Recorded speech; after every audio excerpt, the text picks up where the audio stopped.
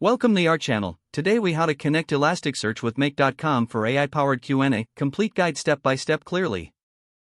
Start by logging into your Make.com account. Navigate to the dashboard and click on the Create a New Scenario option. Select the Add a Module button. Search for and choose the Elasticsearch module from the list. When prompted, select the Make an API call option for connecting with Elasticsearch. You'll need to enter the Elasticsearch endpoint URL. Input your authentication details, including any required API keys. Choose the appropriate request method, typically GET or POST, depending on your needs. Now, configure the request headers if your Elasticsearch instance requires specific content types.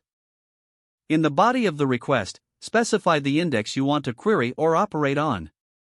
Add any necessary parameters to filter or structure your query for Elasticsearch. Once the Elasticsearch module is configured, proceed by clicking OK. Next, search for the module that allows interfacing with your AI Q&A tool.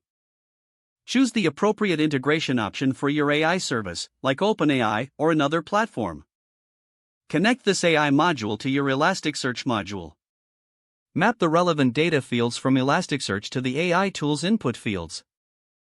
Configure the output fields that you want to capture from the AI service response. Test the scenario to ensure everything is working as intended. Monitor the results from the Elasticsearch query and the AI response for any errors or adjustments.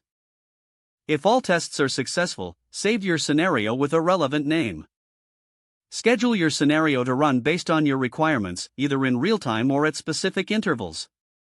Finally, review the scenario logs regularly to ensure smooth operation and troubleshoot any issues. If the page does not load, refresh the browser or try again in a private or incognito window. Make sure you are using the correct email address, then retype it carefully to avoid small typos. If your password is not accepted, use the reset option and create a new strong password you can remember. Check your spam folder for verification or security emails, then complete any requested confirmation steps. Enable two-factor authentication if available to improve account security and reduce unauthorized access risk. After signing in, review your profile details so your contact information and settings are accurate and current. If you see an error message, note it down and try again after restarting your device and internet connection. Don't forget to like this video and subscribe to our channel for more step-by-step tech guides.